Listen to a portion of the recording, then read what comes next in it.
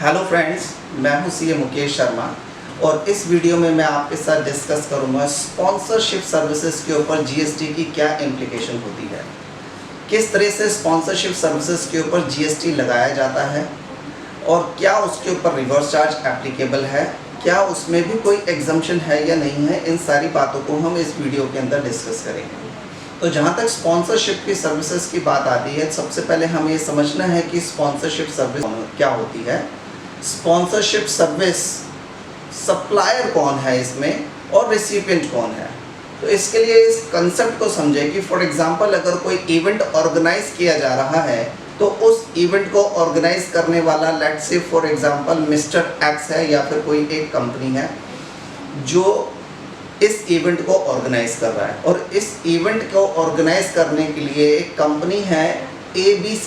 उस कंपनी ने इस इवेंट को स्पॉन्सर किया है। स्पॉन्सर मतलब इसको कुछ फंड्स दिए हैं ताकि इस इवेंट को पूरा किया जा सके। तो यहाँ पर एक पर्सन है जो स्पॉन्सर कर रहा है और एक पर्सन है जो इवेंट ऑर्गेनाइज कर रहा है, वो स्पॉन्सरशिप ले रहा है। स्पॉन्सरशिप लेने के बदले में वो स्पॉन्सरशिप सर्विसेज दे रहा है।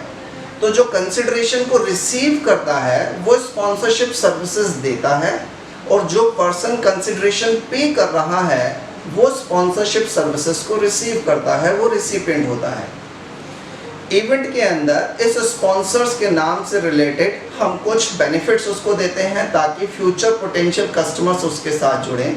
जैसे कि हमने देखा है कई बार IPL के अंदर काफ़ी सारे स्पॉन्सर्स होते हैं, तो मैचेस के अंदर प्लेयर्स को उनके नाम की टी-शर्ट पहनाई जाती है। कुछ फूड इवेंट्स होते हैं जिसमें जोमेटो या स्विगी जैसे या नेस्ले जैसे कंपनीज आकर इन इवेंट्स को स्पॉन्सर करती हैं। So there is one person जो स्पॉन्सर कर रहा है और एक पर्सन जो बदले में स्पॉन्सरशिप सर्विसेज दे रहा है इवेंट को ऑर्गेनाइज करके। स्पॉन्सरशिप सर्विसेज के बारे में notification number 13/2017 central tax rate के अंदर प्रोविज़न है। उसके अंदर ये बताया गया है कि स्पॉन्सरशिप सर्विसेज के ऊपर रिवर्स चार्ज लगेगा। तो रिवर्स चार्ज लगाते समय हमें 3 बातों का ध्यान रखना होता है। नंबर 1 किस तरह की सर्विस है, नंबर 2 सप्लायर कौन है एंड नंबर 3 रिसिपिएंट कौन है। इन सब बातों को समझने के लिए एंट्री नंबर 4 आपके सामने है। इसके अंदर अगर हम सबसे पहला कॉलम देखें तो सर्विस टाइप के बारे में बताया गया है। सर्विस टाइप को अगर हम ध्यान से देखें तो क्या लिखा है इसमें, services provided by way of sponsorship to any body corporate और पार्टनरशिप फर्म। तो जो सर्विस प्रोवाइड की जा रही है वो स्पॉन्सरशिप सर्विस है और किसको प्रोवाइड की जा रही है, बॉडी कॉर्पोरेट और पार्टनरशिप फर्म को। और अगर हम सेकंड कॉलम में देखें कौन है सप्लायर, उसमें लिखा हुआ है एनी पर्सन।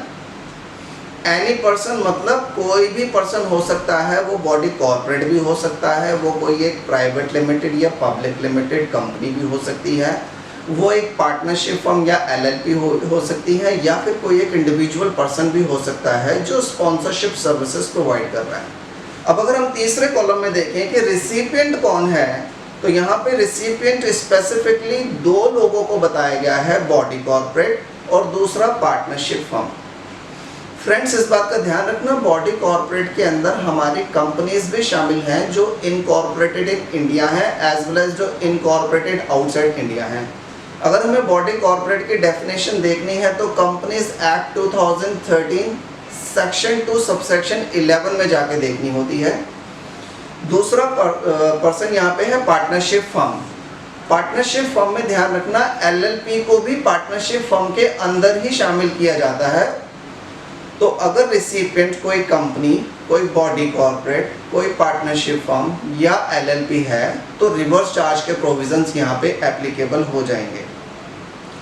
दूसरी बात यहाँ पे ध्यान रखने वाली है कि अगर रिसिपिएंट अनरजिस्टर्ड है, सेक्शन 24 ऑफ CGST एक्ट के मुताबिक उसे कंपलसरी रजिस्ट्रेशन भी करवाना पड़ेगा। हालांकि रिसिपिएंट अनरजिस्टर्ड भी हो सकता है, but after receiving this service with in 30 days उसे कंपलसरी रजिस्ट्रेशन कराना पड़ेगा। तो एक बार मैं समअप करूँ, इसके अंदर जो सर्विस प्रोवाइड की जा रही है वो स्पॉन्सरशिप सर्विसेज है सर्विस प्रोवाइड करने वाला कोई भी पर्सन हो सकता है, लेकिन रिसिपिएंट एक बॉडी कॉर्पोरेट कंपनी या फिर पार्टनरशिप फर्म LLP हो सकती है, तो RCM के प्रोविज़न लगते हैं। तो जब RCM के प्रोविज़न यहाँ पे एप्लीकेबल हो जाएंगे तो इम्पैक्ट क्या होगा ट्रांजैक्शंस में। तो यहाँ पे इम्पैक्ट को मैंने दो पार्ट में बांटा है। नंबर 1 सप्लायर के ऊपर क्या इम्पैक्ट पड़ेगा एंड नंबर 2 रिसिपिएंट पे क्या इम्पैक्ट पड़ेगा। अगर हम सप्लायर की बात करें तो सप्लायर कौन है? जो उस इवेंट को ऑर्गेनाइज कर रहा है, जो स्पॉन्सरशिप सर्विसेज प्रोवाइड कर रहा है।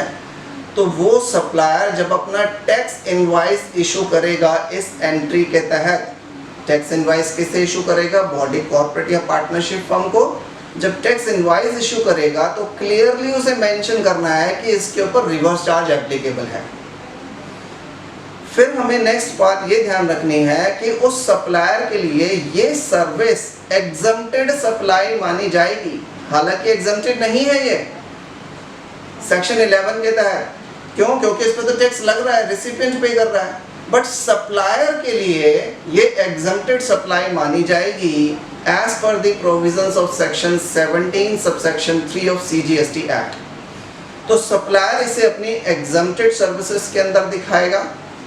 जब वो अपनी GSTR 1 फाइल करेगा तो वहाँ पे B2B सप्लाईज के अंदर वो मार्क करेगा कि इस पर रिवर्स चार्ज एप्लीकेबल है। एग्जम्प्टेड सप्लाई सेक्शन 17 सबसेक्शन 3 के अंदर जो मानी गई है उसका सिर्फ एक ही पर्पस है और वो पर्पस है रिवर्सल ऑफ ITC।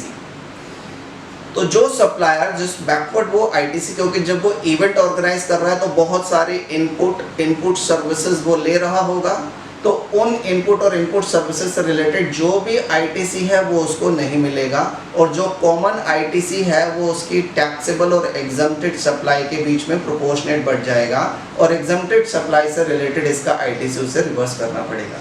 तो ये तो इम्पैक्ट पड़ा एक सप्लायर के ऊपर। अब हम बात करें रिसिपिएंट के ऊपर। रिसिपिएंट के ऊपर क्या इम्पैक्ट पड़ेगा? जब रिसिपिएंट इस तरह की रिवर्स चार्ज की सर्विस को रिसीव करता है तो सबसे पहले बात ध्यान रखना है कि उसे रिवर्स चार्ज के अंदर इसका टैक्स जमा कराना है थ्रू कैश लेजर।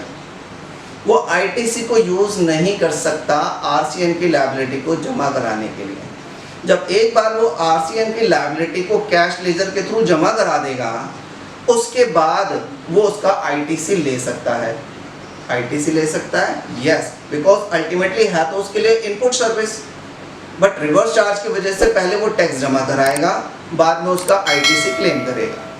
फिर हमें देखना है कि जो सर्विस उसने रिसीव करी है उस सप्लायर से जो इवेंट को ऑर्गेनाइज कर रहा है वो सप्लायर रजिस्टर्ड है या अनरजिस्टर्ड। अगर रजिस्टर्ड पर्सन है तो उसके पास इनवॉइस आया होगा जिस पर मार्क होगा कि RCM है। अगर वो सप्लायर अनरजिस्टर्ड है तो उसने कोई टैक्स इनवॉइस नहीं दिया होगा, सिंपल अपना बिल दिया होगा जिसे हम बिल ऑफ सप्लाई भी कहते हैं। तो उस केस में, किस केस में? जब रिसिपिएंट ने ये स्पॉन्सरशिप सर्विस किसी अनरजिस्टर्ड पर्सन से ली है उस केस में उसे अपना एक सेल्फ इनवॉइस जनरेट करना पड़ेगा as per the provisions of section 31 subsection 3 clause F of CGST act. और जब उस अनरजिस्टर्ड पर्सन को या रजिस्टर्ड पर्सन को पेमेंट करेगा तब एक पेमेंट वाउचर भी वो इशू करेगा। पेमेंट करते समय पेमेंट वाउचर भी उसे इशू करना है।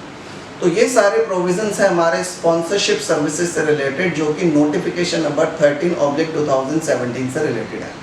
फिर नेक्स्ट क्वेश्चन ये है कि क्या कोई एग्जम्पशन भी है इसमें? यस फ्रेंड्स, इसमें एग्जम्पशन है अगर स्पॉन्सरशिप सर्विसेज किसी स्पोर्टिंग इवेंट से रिलेटेड है। वो स्पोर्टिंग इवेंट जो किसी इंडियन यूनिवर्सिटी एसोसिएशन ने दी है या फिर इंडियन ओलंपिक एसोसिएशन जो इंडिया की है या फिर जो हमारे पंचायत के खेल क्रीड़ा वाली एसोसिएशन होती हैं उन्होंने दी है। तो अगर इस तरह की या फिर हमारी जो इंडियन नेशनल फेडरेशन या उससे एफिलेटेड किसी एसोसिएशन ने ये सर्विसेज प्रोवाइड करी हैं तो उस केस में स्पॉन्सरशिप सर्विसेज के ऊपर कोई भी GST नहीं लगता। तो नोटिफिकेशन नंबर 12/2017 में यहाँ पे एग्जम्पशन भी दी गई है। तो ये सारे प्रोविजन से relating to sponsorship of services, I hope यहाँ पर आपके ये प्रोविजंस काम आएंगे। And thank you very much for watching this.